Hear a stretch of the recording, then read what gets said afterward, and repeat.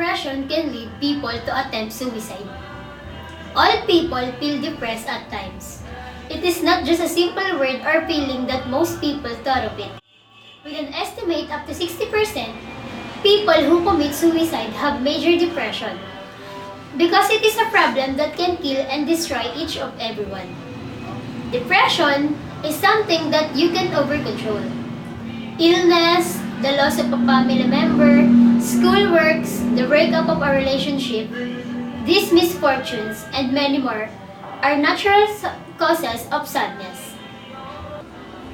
We may think that it is normal to feel depressed about a loss or failures. Yes, it is. However, it doesn't mean that all people can handle or take control about that loss or failures because each of everyone has a different way of thinking and handle things.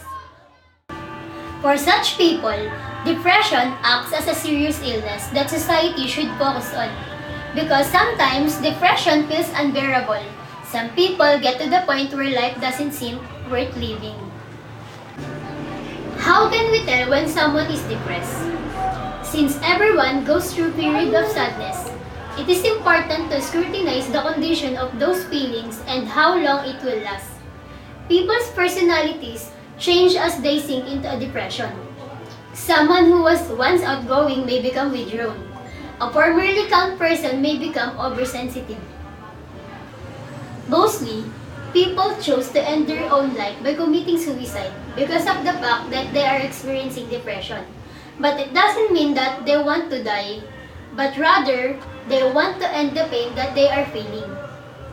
One of the mindset of a person who has a depression is everyone would all be better off without me. They have this kind of thinking that lead them to commit suicide.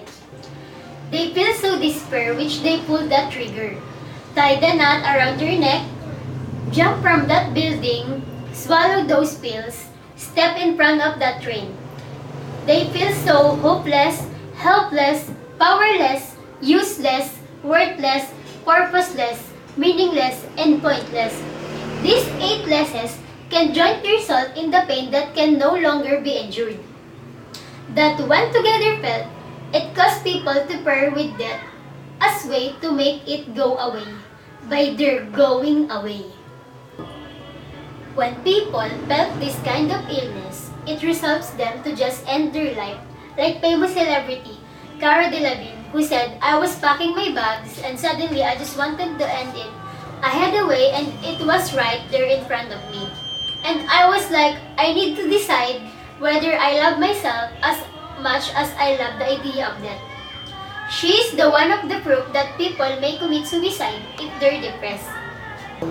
Another one is Korean idol Jung-hyun, who died because of a pressure of being fame that lead him to depression. In his letter, he said these lines that will make you feel his sadness. "I'm broken on the inside. The depression that slowly gone away at me eventually devoured me. I couldn't overcome it." Depressed people thought that their life is hopeless. They just only see themselves as broken pieces. They stop fighting even though they were not yet defeated, just because they were felt they were. Depression and suicide are connected. It is a pain that is universal in the world that affect a lot of people. It kills individuals not just physically, but mentally and emotionally. It brings big impact to any individual out there who suffer this kind of disorder. Depression triggers people's emotion that leads to the moment that they can't control it. There are so many people that take their own life because they see it as their weapon to end this game. But we need to make a serious talk about this thing because it is not a joke, but rather a very important matter that can destroy people's lives.